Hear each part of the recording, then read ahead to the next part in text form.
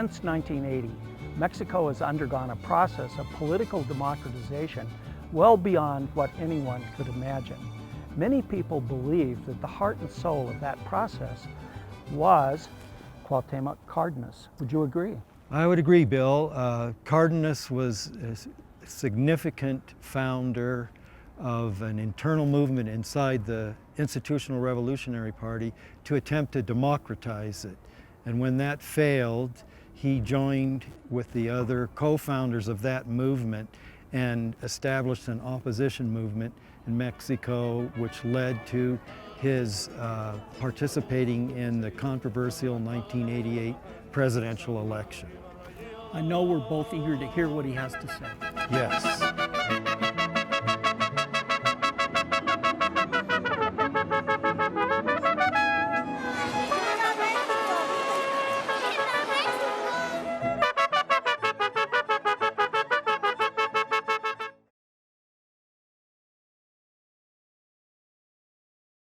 Can you explain the important reasons why you joined with other leaders of the PRI to form the Democratic Current in 1986?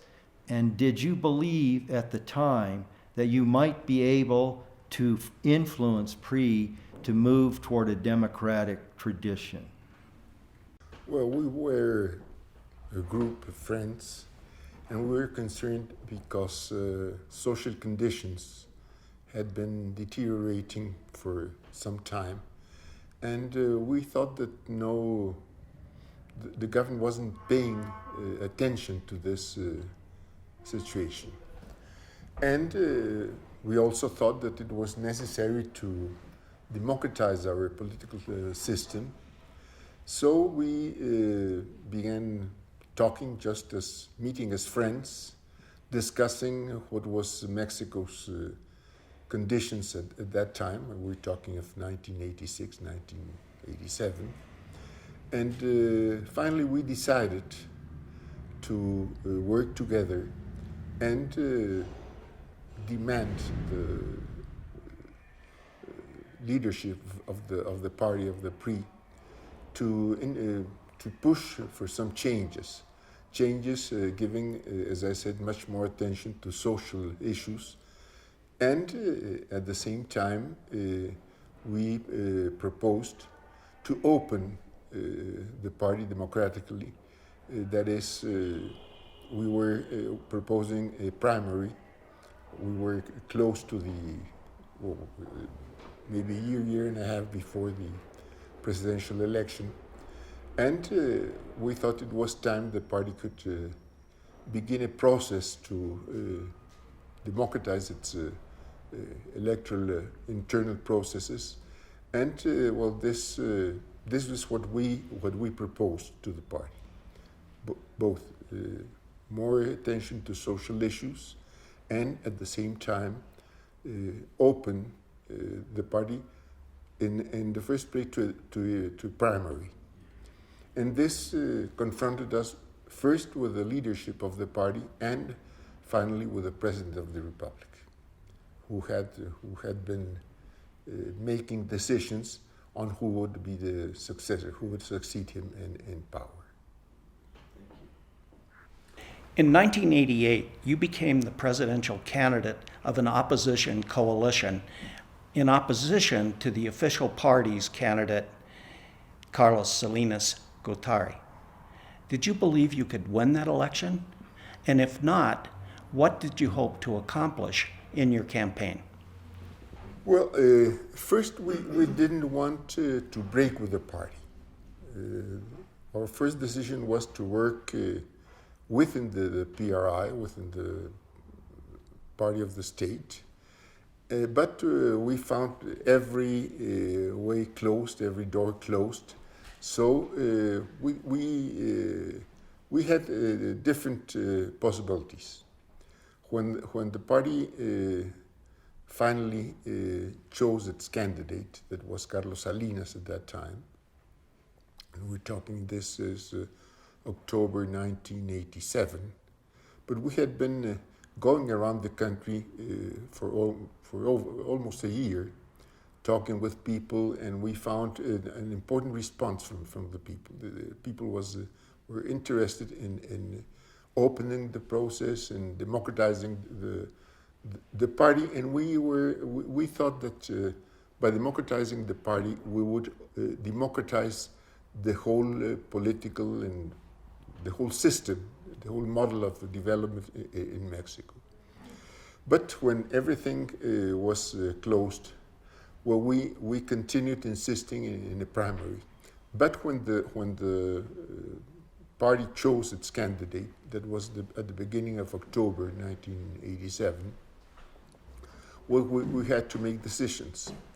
We could just accept this decision and join the official campaign, or we could just say, well, we'll go home and nothing has happened. Or we could try to make a campaign without a presidential candidate, or with a candidate that was not supported by any party. In Mexico, there's always the possibility of voting in what we call the white circle, el círculo blanco, where you can write the name of anybody and in any election. So we thought, well, we can make a campaign with no support of any party, or we had been talking with different opposition parties who had been inviting me to be their candidate, and this was finally the decision we made. We didn't know what would be the outcome, the result of this campaign. It was difficult to believe that you could change. We knew that when the PRI or the government system chose a candidate, this was already the official that would be elected. But well, we thought we have to continue. These are the principles we're supporting. These are the principles in which we believe. And this is what the commitment we made before the people, before the country. So we will go on. And what was, I would say, a surprise for everybody was the answer, the response we found in the people all over the country. It was very enthusiastic. It was many people, multitudes that were supporting this candidacy, and we didn't know what would happen in the election. We really didn't know what would happen in the election. When just maybe a month before the election or some weeks before the election, I began finding a young woman when I arrived at home late in the evening after some campaign activities here in Mexico City. And she gave me a poll, and she told me, this poll, my husband is sending you this poll. He works in the presidency, but he doesn't want to be identified. And I give you this. And in this polls, I found that I was some points ahead of the official candidate. I never knew who this woman was and who was the man that was sending this information. But we knew how the government acted, so it was difficult to believe that you could win just an election and that they would tell you, well, you won and we will be waiting for you on December the 1st to hand you the presidency. So we didn't know what would happen. We really didn't know what would happen in the elections. And when finally, when results began to arrive, well, we saw that there was a high vote in my favor. But we still didn't know what the numbers were. On the election day, as you may well remember, the system fell. That's se cayó el sistema. That's, and this was in the meeting of the Electoral Commission that was headed by the Secretary of Government. At that time, the Electoral Authority was headed by the Secretary of Government. Well, the results of the election in one district of the state of Hidalgo arrived and were publicly presented at that meeting. And the representative of one of the parties that was supporting my candidacy said, "Well, this is the act of this district, and it's my numbers. This act is signed by the representatives of every party, including the PRI, and this figures don't match with those you are presenting here as official." So at that time, the president of the commission said, "Stop. We'll go to revise this figures." And he talked with the president, and they decided to stop giving information of the electoral outcome. And we didn't know officially what were the figures from all over the country for three or 4 days. And but we continued receiving information from our representatives, the representatives of the different parties that were in the coalition of the Democratic Front, and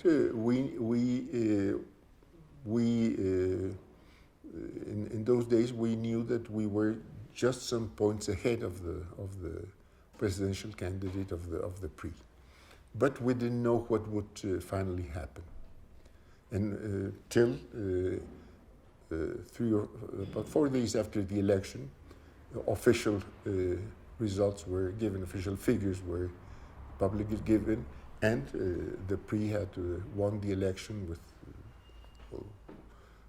50-something% of the votes. They recognized 31% of the votes for me and about 20% for Manuel Cloutier, who was the PAN's candidate.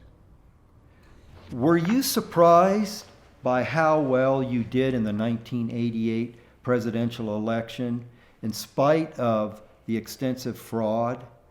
I know from conversations with politicians in rural areas that you were extremely popular among peasants and that members of the armed forces also voted in large numbers for you.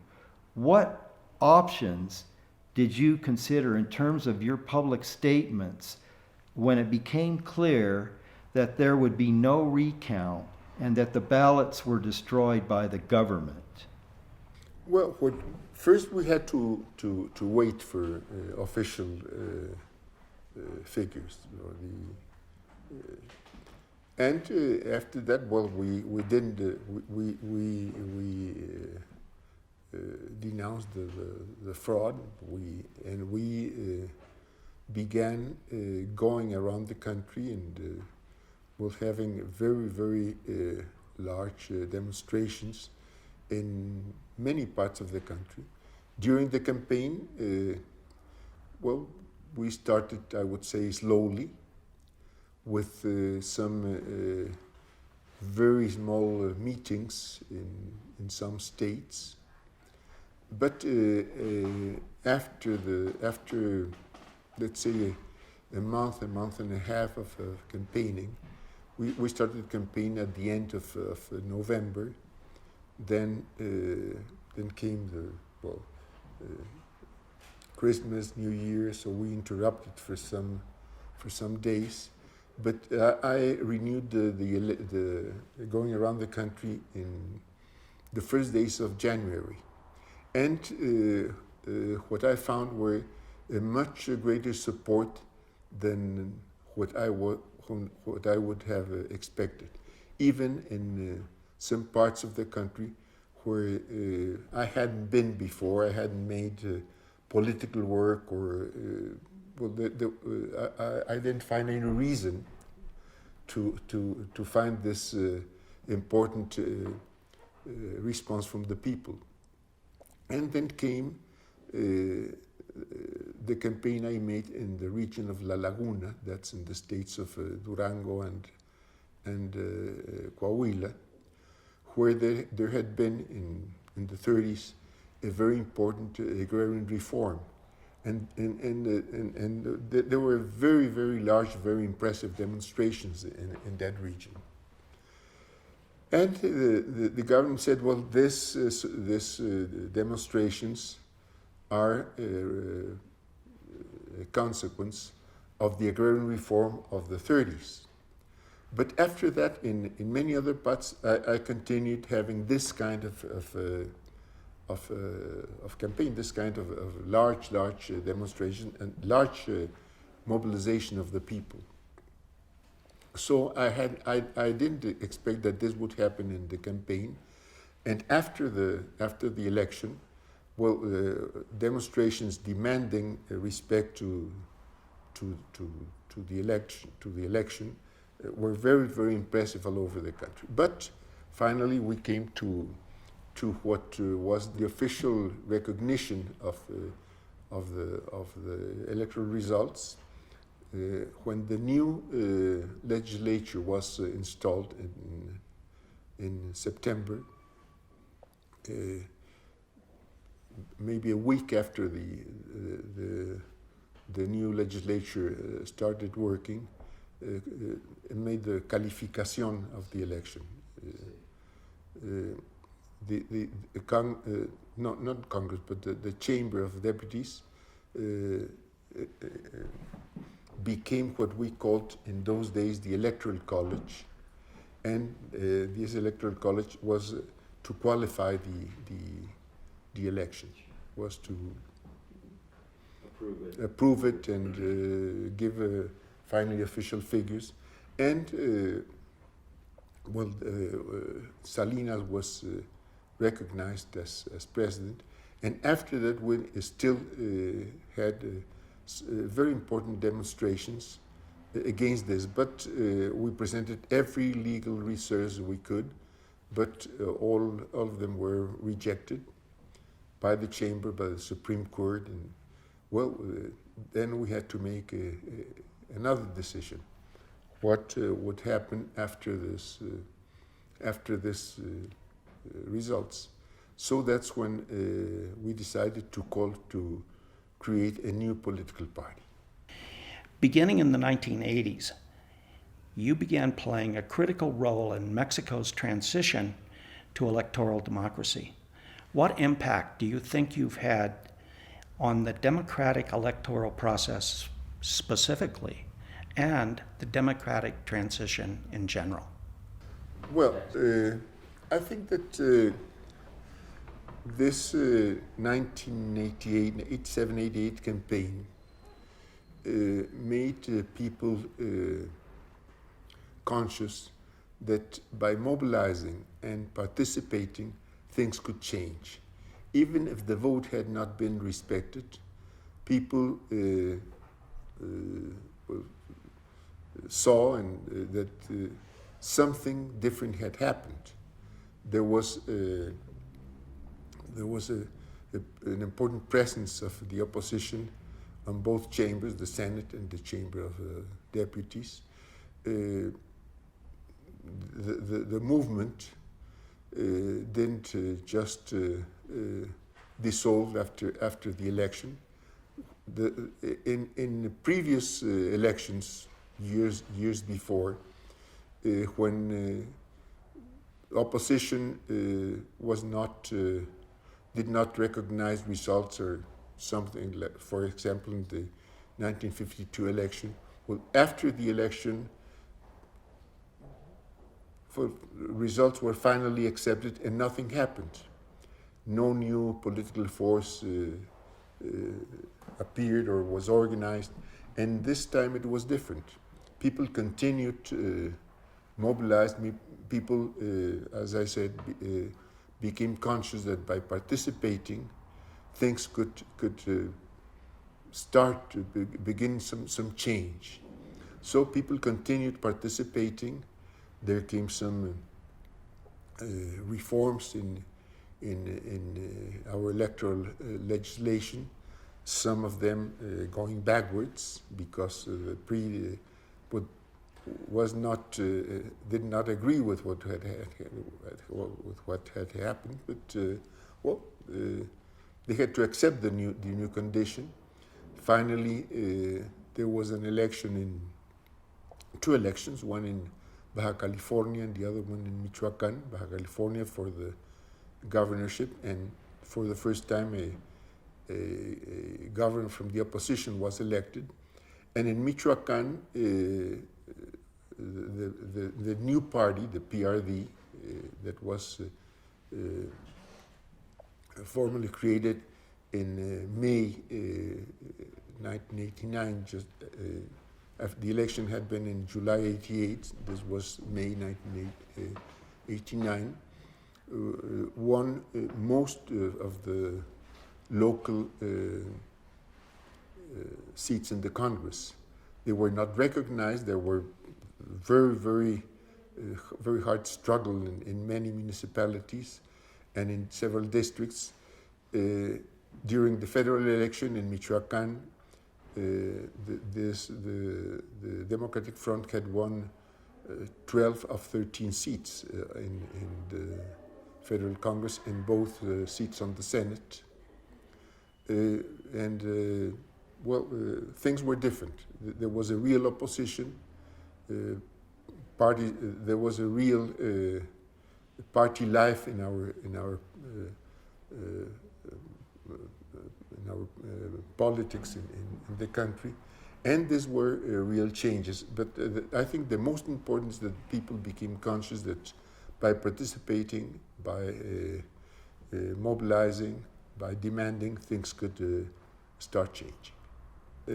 I found the interest of the Mexican communities in the States to have the possibility of participating. Maybe I was one of the voices that made this more widely known in Mexico, and finally became a political issue, a political objective.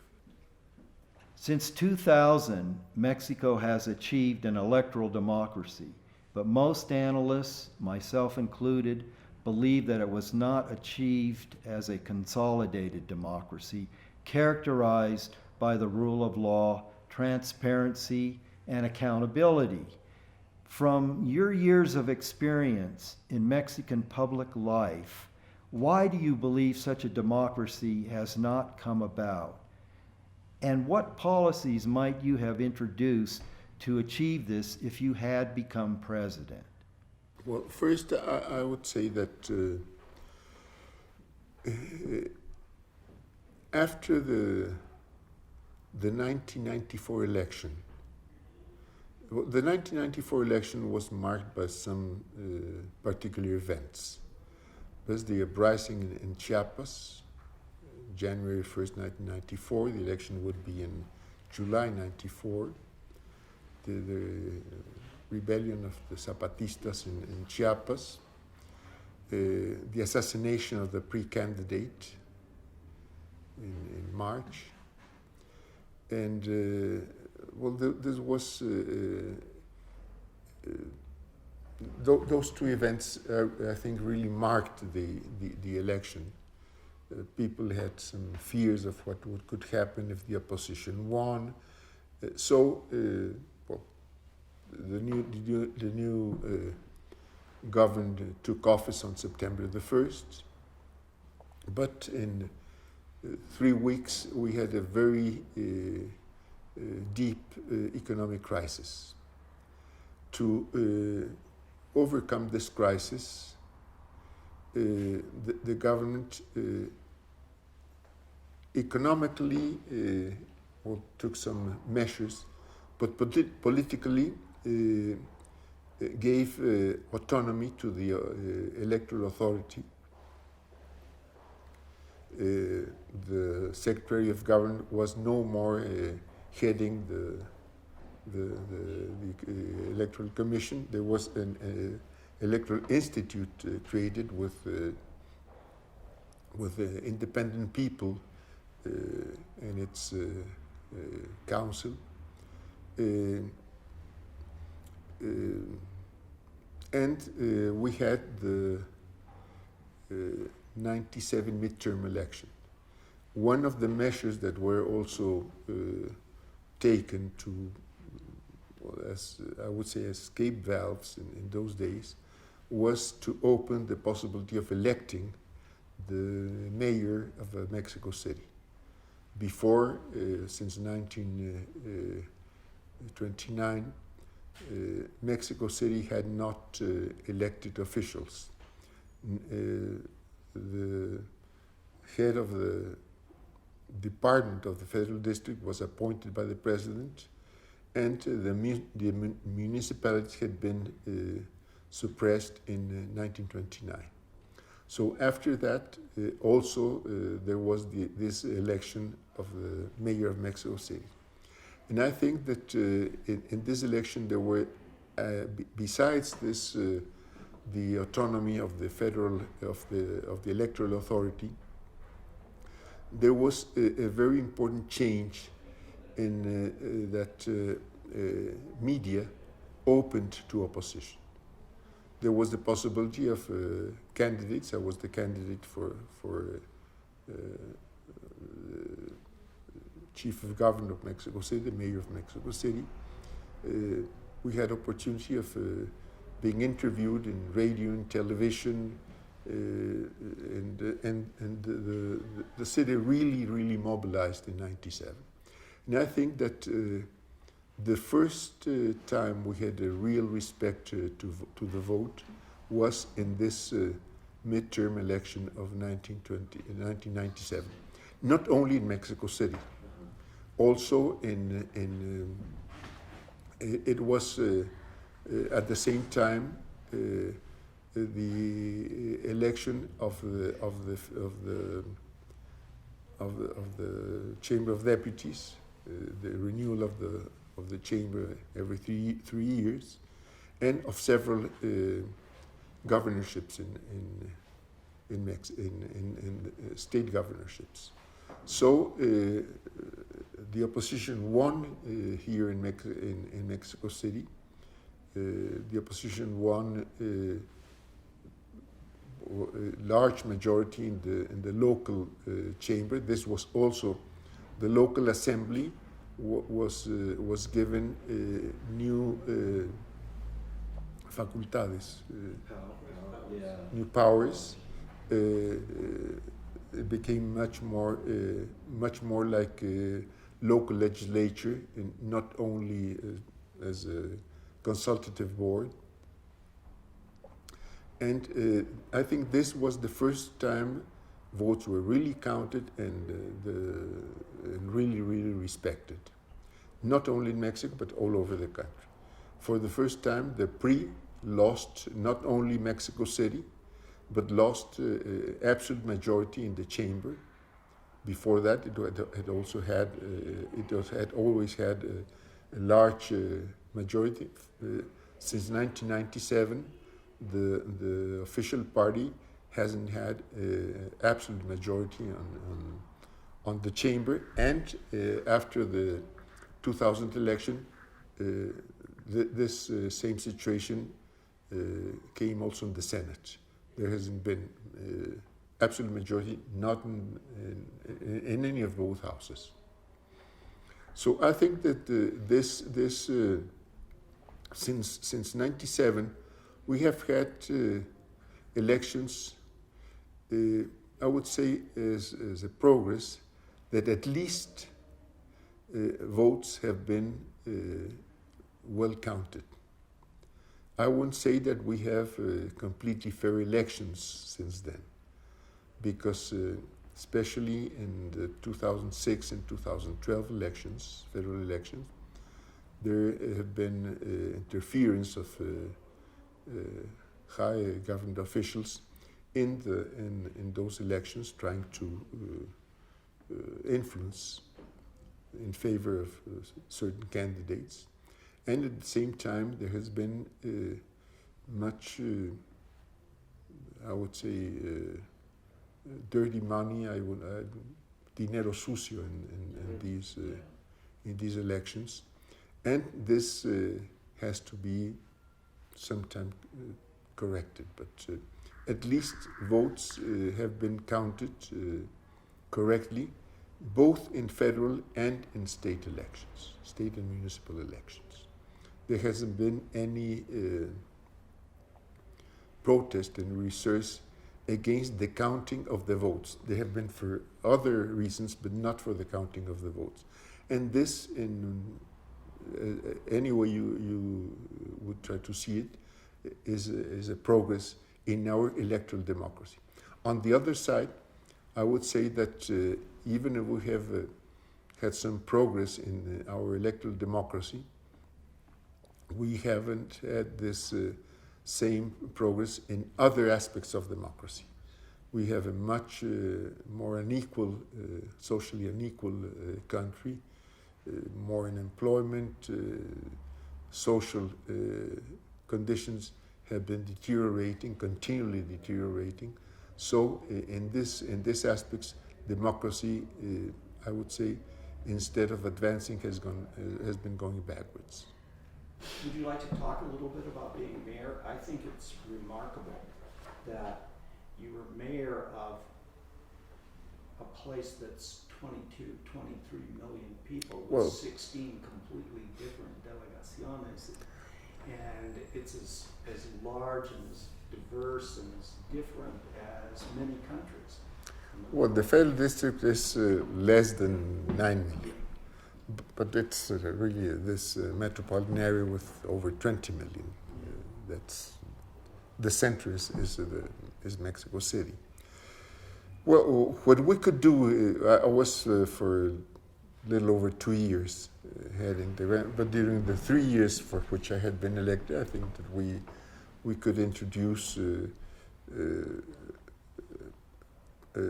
policies with a much more social content, giving much more attention to the people, to improve the people's living conditions, services to the people. We had to create institutions. This had been a federal. The governor of Mexico City had been just a federal department, and well, there were some activities, some governmental activities were made by the federal government, and in many ways continued to be in charge of the federal government. But some parallel institutions had to be created on the I would say state level. For example, there was no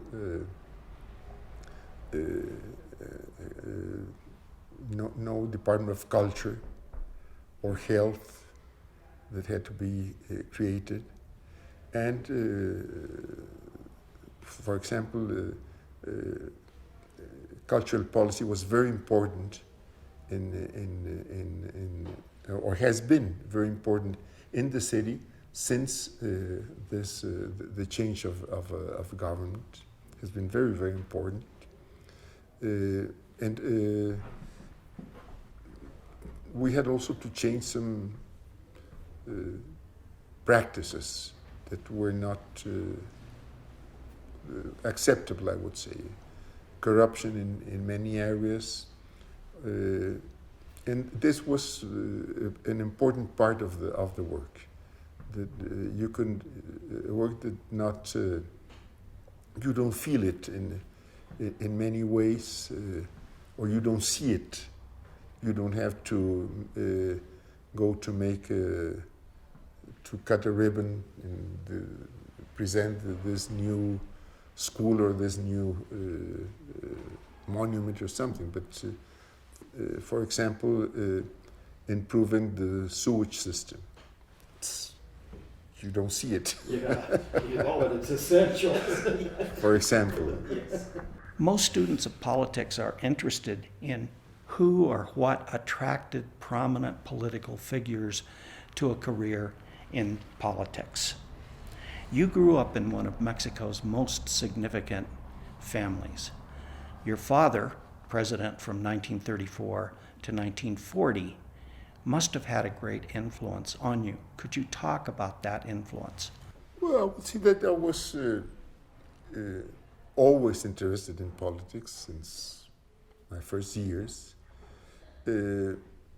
I was interested in what was happening in the country. I was interested in what was happening in the world. My first years were coincident with World War II. So as a child, as a boy, I was very impacted of what was happening in the war. I was 6, 7 years when Pearl Harbor happened, and well, I followed all this as a boy, and also what was happening in Mexico that always interested me. I would say my father never, nunca me alentó, never pushed me to participate in politics, but I was always interested in what was happening in Latin America, especially. In the 50s, there were coup in Guatemala and dictatorships in Central America and the Caribbean. So this, in one way or another, was my interest in politics. I then participate in electoral politics during my father's life. I was part of a consultative board of the consultative council of the Peasants Confederation for a little less than 2 years, but I never participated in electoral politics. I had always been doing professional work. I'm a civil engineer. I had been in different projects, construction of a large dam in the coast of Michoacán, and regional development studies in different parts of, particularly in the Balsas Basin, that is also an important river in the Pacific. But I wouldn't say that my participation in electoral politics came when José López Portillo, as a candidate, invited me to participate. I had always been interested in politics, but I hadn't been making, I would say, party politics. I was on other aspects of my political interests. And finally, he invited me to participate as candidate for the Senate representing Michoacán. And I told him I was not interested in going to the Senate, that I wanted to participate to collaborate in his government, but not in the chamber. But he told me, well, why don't you accept the challenge of an election, and this would help my own election. I said, well, let's try. And then I went around the 113 municipalities of Michoacán. That that gave me a very important view on the first place of the state, of the province. It allowed me to meet many people all over the state, and create a political basis also, in which I hadn't been, which I didn't have before. Your mother, Amalia Solorzano, also appears to have been influential on you personally as well as engaged politically. Can you tell us a bit more about her impact as well? Well, I surely had the influence of both of my parents, my father and my mother.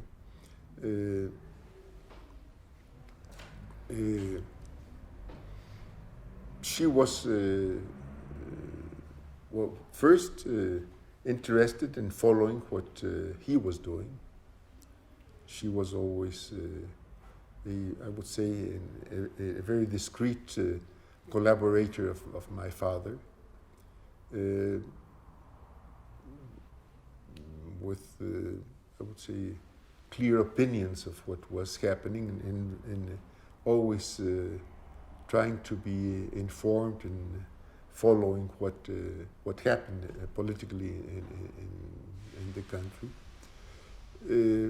But I would say that both, none of them,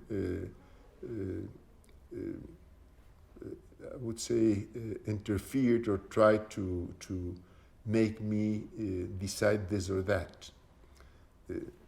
I always talked with both of them my important life decisions.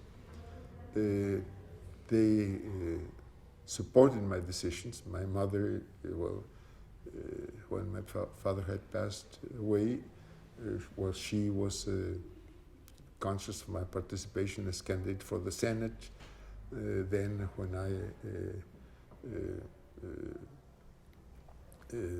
participated in the election for the governorship of Michoacán, well, she always supported, but always from a very discreet position, and not in any moment having an active participation. It was always a family issue and not a public issue. You moved to Michoacán when you were a boy to the town of Jiquilpan and attended the famous Colegio de San Nicolas in Morelia. Did your attendance in that preparatory school have an influence on your later political ideas and your decisions to enter politics?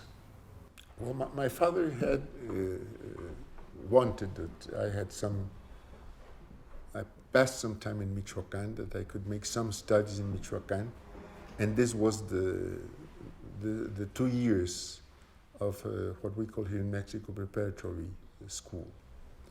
And we went to live in Michoacán for those 2 years.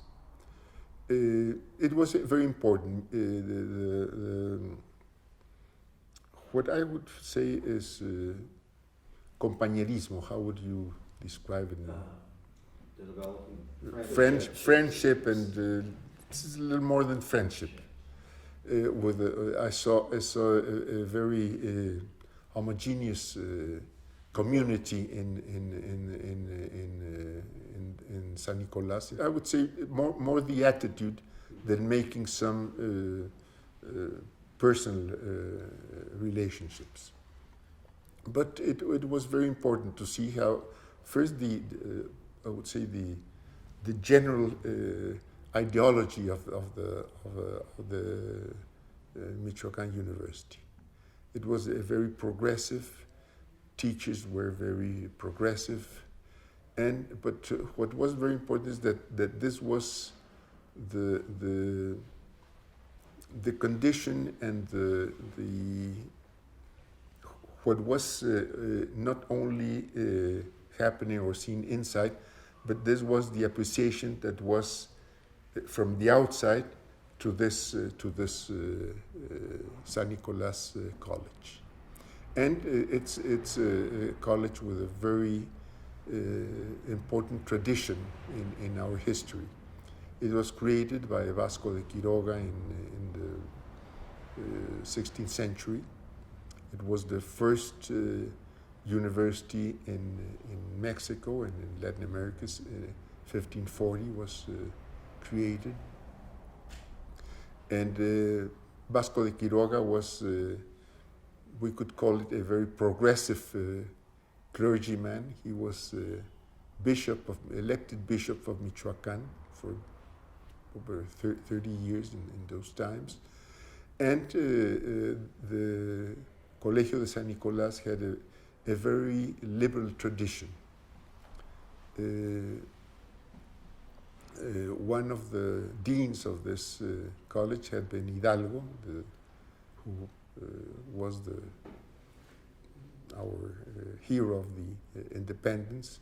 Morelos, the ideologist of the independence, had studied in the College of San Nicolas. So this is a tradition that you still find in this institution. And I think that had an important influence that was, I would say, very coincidental with what I saw at home, and what I found at home, and what I saw in my father. I believe the first national experience that you had in Mexican politics was as a student supporter of General Miguel Enrique's presidential campaign in 1951. In 1954, you led a student movement against U.S. intervention in Guatemala. And in 1961-62, you were also a member of the executive committee of the National Liberation Movement. Did these early experiences in opposition movements with such friends as Alberto Castillo influence you in your later political decisions to leave the PRI?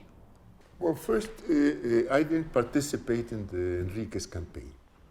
I didn't even have the age to vote. He had been a friend of my father. We've talked about this campaign, and we would have liked that he won the election.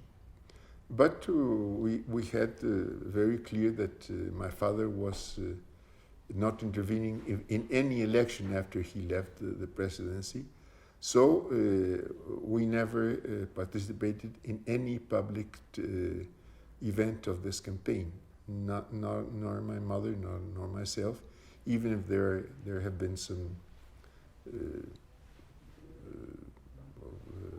authors that say that that we participated in some way or the other.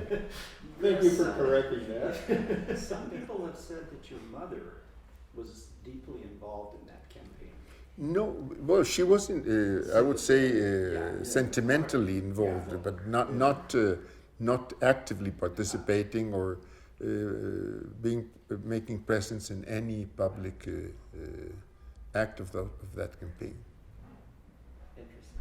Yeah. Many of our family friends were actively participating, even. Some members of the family. One of my uncles, the brother of my mother, was a candidate for one diputado in Michoacán, and one of my father's brothers was a candidate for the Senate in Michoacán. But we accepted it. But I would say that other very close friends to the family were with the PRI at that time. So we saw is that friends of the family were participating in different, in that time, different campaigns. Even if we had much more sympathy to Enriquez. I myself, I liked much more that candidacy than any other. But we publicly respect what my father's attitude of no participation in electoral events. And yes, I was active in the National Liberation Movement. That was in '61. That gave me the opportunity of visiting many parts of the country. I was part of the organization section of or secretariat of that. And I went to different parts of the country, and I met many people. that gave me also the opportunity of meeting many people that I found after in the presidential campaign, some of them, even if there was a difference of time from 61 to 88. Would you please describe your early career in Mexican politics after you joined the PRI and participated in the 1970 presidential campaign? Did any particular individuals mentor you in public life, and how did they influence your career? No, well, I met many people, I talked with many people, I asked for the counsel of many people depending on specific issues, but I wouldn't say that I've had any mentor in my political life. And I don't think that anybody really has a mentor in this. It's much more, I wouldn't say a legend, but I don't think that's very real. It's, in my case, it's internal decisions. Well, there's always a context in which you have contacts with people, you see what's happening locally or nationally, and that leads you to take this or that decision. But I wouldn't say that I've had any mentor in these decisions. I talk with many people, I ask counsel of many people. Important decisions have been always talked about in the family. That's been a very important team, I would say, in our political decisions. And I say our because it's my decisions, and other members of the family also always talk about this before making a public decision. I have 3 short questions about your career that have passed into sort of urban legends about you. The first is about the naming of the presidential residence, Los Pinos, that your father established. And the story is that your father named it Los Pinos because that was the place where your father and your mother would meet when they were courting in Michoacan. Could you tell us about that story? Yes, that's true. It's when my father was campaigning for the governorship of Michoacan, he visited my mother's hometown, that's Tacámbaro, and there was una comida, a banquet in a place called Los Pinos, and that's where my parents met for the first time. And